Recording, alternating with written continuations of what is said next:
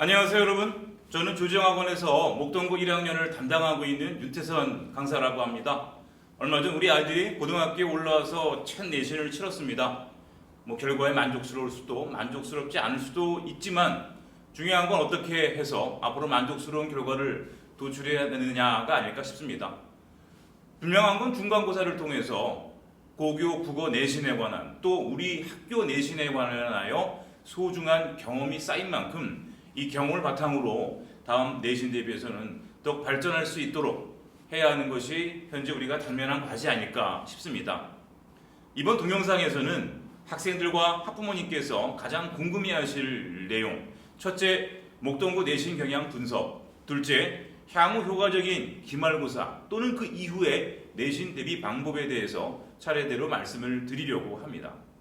첫째, 목동고 내신 경향 분석입니다. 먼저 시험 개요를 간단하게 알아보고 들어가겠습니다. 자, 먼저 시험 개요 간단하게 설명해 드리겠습니다. 시험 범위는 여기 보시는 바대로 이 정도의 작품이 교과서에서 출제가 됐습니다. 신사고 국어교과서의 1단원과 3단원의 일부가 출제가 되었는데요. 일단 예년에 비해서 교과서 범위는 많이 줄었죠. 아무래도 학기 초에는 수련회라던가 학력평가 등등의 여러 행사들이 있다 보니 진도를 빼기에는 조금 시간이 부족했던 게 아니었나 생각이 듭니다. 특히 수행평가를 3개나 치르다 보니 상대적으로 예년에 비해서 교과서 진도는 조금 적었던 것이 사실입니다. 그런데 보시면 아시겠지만 프린트 수록 작품이라고 해서 선생님께서 프린트를 좀 많이 주셨어요. 그리고 거기에는 총 14작품의 현대시 그리고 현대소설이 반영이 되어 있었습니다. 따라서 교과서의 범위는 좀 줄었지만 프린트 작품을 통해서 보완을 했기 때문에 전체적으로 볼 때에는 크게 양적으로의 큰 변화가 있었던 것은 아니었다, 이렇게 말씀을 드릴 수 있을 것 같습니다. 문항의 배점을 설명을 드리면 선택형으로만 총 22문항이 나왔는데 즉 주관식이 나오지 않았다는 말씀이죠. 60점 만점입니다. 그러면 남은 4점은 뭐냐 하면 아까 말씀드린 대로 수행평가 총 40점 만점으로 3회를 치르셨어요. 예년에 비해서 우리 20점, 2배가 됐죠. 과거에는 20점 만점에 지필이 80점으로 시행이 됐었는데 올해부터는 40점으로 수행이 조금 더 확대된 경향을 보이고 있습니다. 따라서 서술형은 출제가 되지 않았고 선택형으로만 이렇게 출제가 됐습니다. 문항은 아시는 바대로 차등 배점이었고요. 위에 있는 3.5점과 3.1점 정도가 총 8문항이 나왔는데 이 중에 6문항 정도가 학교에서 선생님이 고난도 문제로 아이들의 변별력 확보를 위한 문항으로 출제했던 것을 확인할 수가 있습니다. 실제로 그 문항에서 아이들이 이제 많이 틀렸고요. 틀린 아이들의 경우에는 그 문항들이 어떤 스타일의 문항인지는 잠시 뒤에 설명을 드리겠습니다. 문제 구성을 보시게 되면 예를 들면 선택형 1번부터 3번까지의 경우에는 고대종의 첫사랑, 즉 교과서 수록 작품이 나왔고 거기에 님의 침묵, 봄길, 사랑일, 즉 프린트 수록 작품이 같이 합쳐서 문제가 나왔습니다. 총 3문제가 나왔는데 그 중에 이제 한 문제, 마지막 3번 문제였죠. 사실 1번이나 2번, 특히 1번 같은 경우도 이렇게 싹 풀기가 쉬운 문항은 아니었어요. 그 이유는 잠시 뒤에 설명해 드리겠습니다. 근데 이제 보통 선생님들이 문제를 내실 때에는 이렇게 3문제 정도가 나오면 항상 지문 하나당 끝문제 정도를 보기 제시형 문제, 즉 이게 모의고사 형태의 문제인데요. 모의고사 형식의 문제를 항상 넣어서 이 문제를 변별력 확보의 수단으로 삼는 경향을 보이십니다. 바로 이 문제인데요. 조건에 따라서 아이들이 이제 조건에 맞춰서 글을 쓴 것을 고르라는 문제였습니다. 그래서 이거를 쭉 읽어보면서 이제 3가지 조건이 반영된 선지를 골라야 되는데 어려운 것도 어려운 거지만 실제로 시간이 좀 많이 소진되는 문제라고 볼 수 있겠죠. 그래서 아이들이 여기서 시간을 좀 많이 소진했다라는 말을 좀 하더라고요. 선택형 4번부터 6번까지를 보면 아예 얘는 교과서를 가지고 내신 문제가 아니고 프린트에 수록되어 있는 작품들만 가지고서 수능 형식으로 문제를 냈습니다.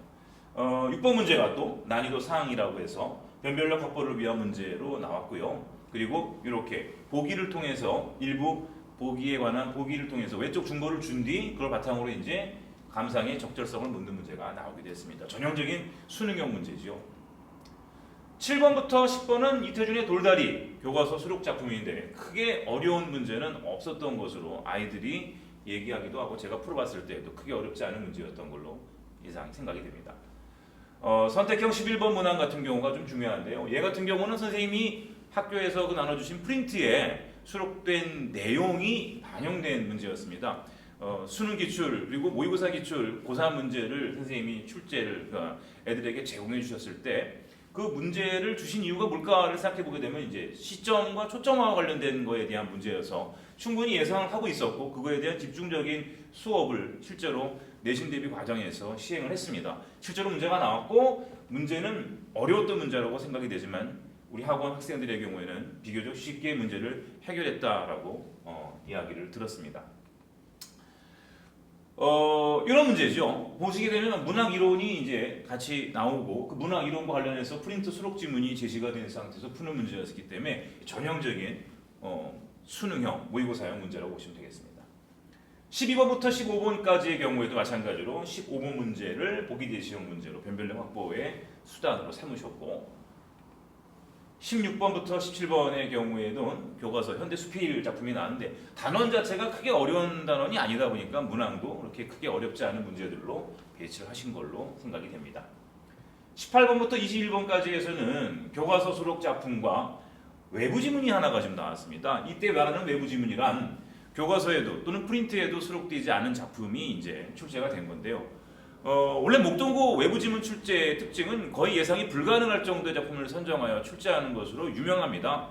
뭐 연관 주제라든가 동일 작가 등의 어떤 관련 코드를 통해 학원 선생님들은 이제 몇몇 예상되는 작품들을 직보라든가 강의 중에 녹여내서 강의를 하곤 하는데요. 목동고는 야 이걸 어떻게 이 작품이랑 묶었지? 라고 생각이 들 정도로 전혀 예상이 안 되는 작품들을 출제하는 것으로 유명합니다. 이번 시험 역시 마찬가지로 그런 작품이 나왔습니다만 감상의 난도가 높은 작품은 아니다 보니까 아이들이 실제 크게 어렵지 않게 풀었다는 말을 전해주곤 했습니다. 그래서 변별 요소로 크게 적용하지는 못한 것 같다라는 말씀을 좀 드리겠습니다. 바로 이 작품인데요. 외부 지문이 나왔는데 크게 어려운 지문은 아니었습니다.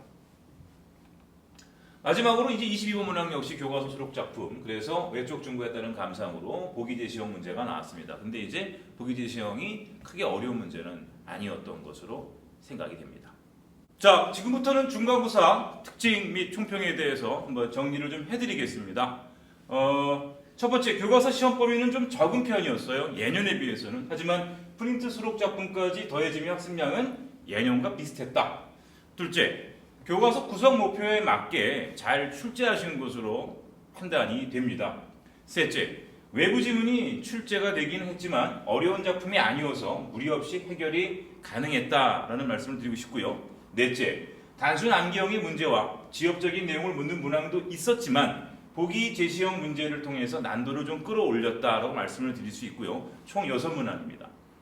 시험 대비를 꼼꼼히 한 학생이라면 대부분 풀 수 있는 문제였는데 다만 이 6문항의 킬러 문항에서 어떻게 대응했느냐에 따라서 석차가 결정되지 않을까 싶습니다. 마지막으로 아이들의 점수가 균일하게 분포가 되어 있다기보다는 특정 구간에 이제 몰려있는 경향을 좀 보이는 편입니다.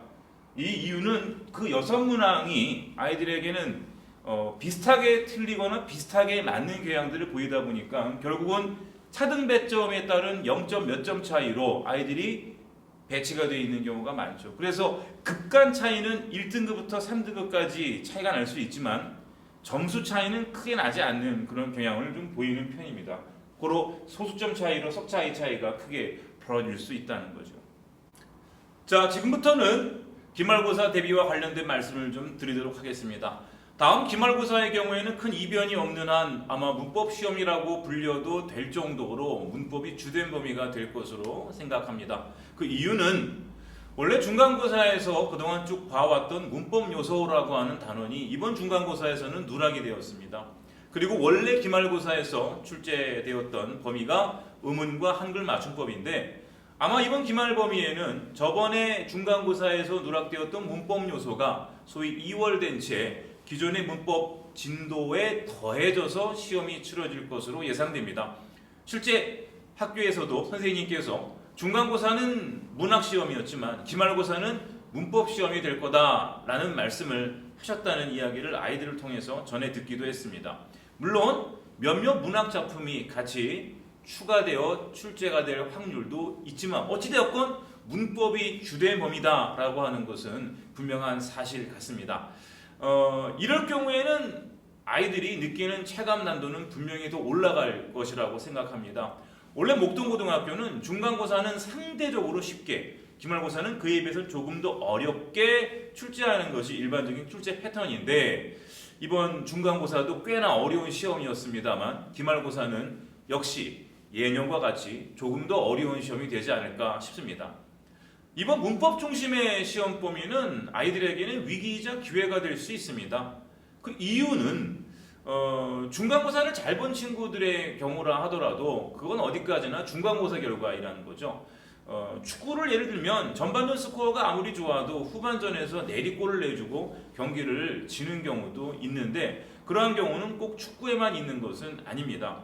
반대의 경우에 기회가 되는 경우도 있겠죠. 중간고사에서 다소 만족스럽지 못한 점수 또는 석차를 받은 학생들이라 하더라도 기말고사에서 반등의 계기로, 역전의 계기로 삼을 수 있는 것이 저는 또 문법이라고 생각을 합니다.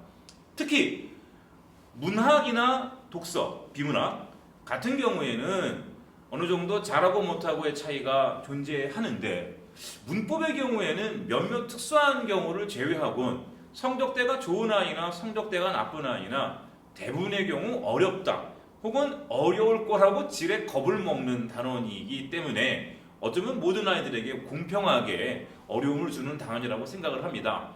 따라서 현재 점수가 좀 안 나온 친구들은 이 문법을 통해서 한번 중간고사 결과를 흔들 수 있는 계기가 될 수 있다는 점에서 꼼꼼하게 치밀하게 내신 대비를 해야 될 필요가 있고요.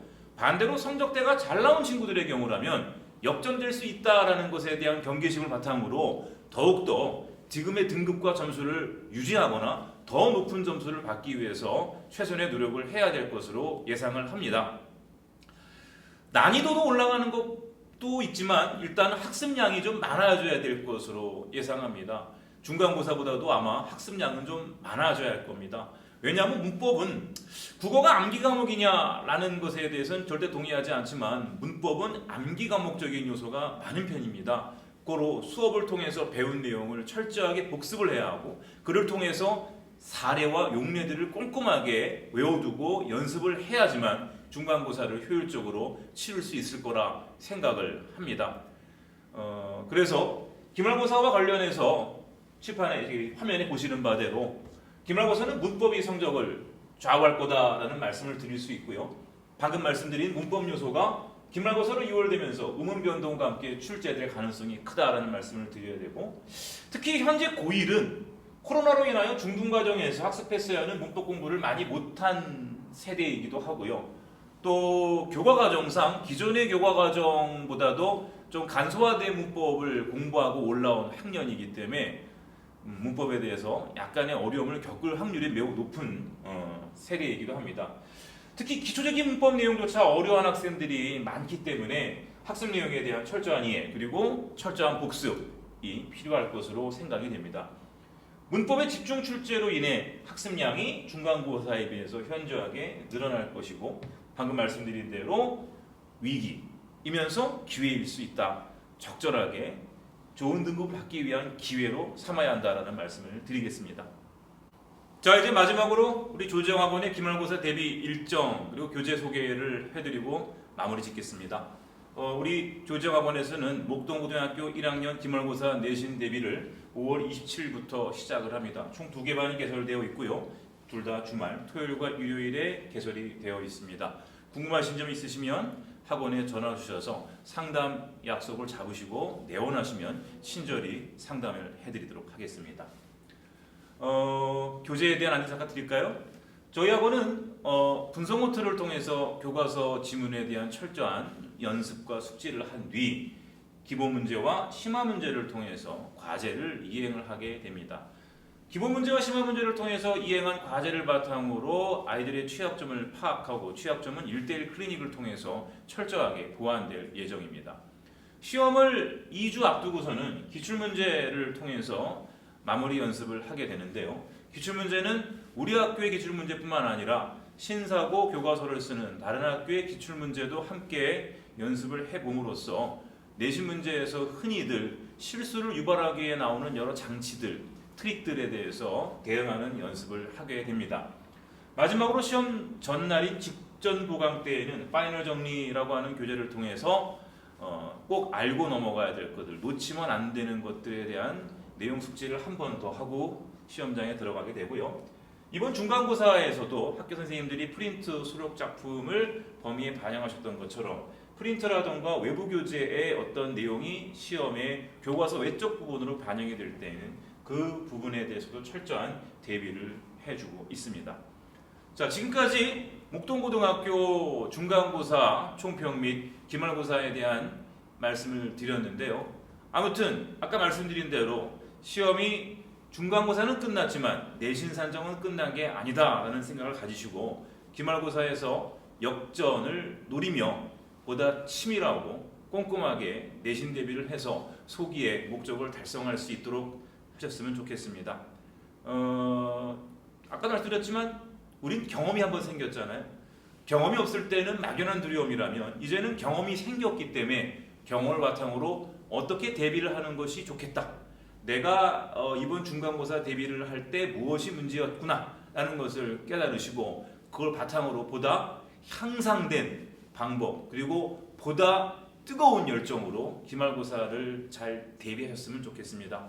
바로 여러분들의 그러한 도전과 연습에 선생님이 최대한 서포터가 되어드리도록 하겠습니다. 지금까지 교정학원의 윤태선 선생이었습니다. 감사합니다.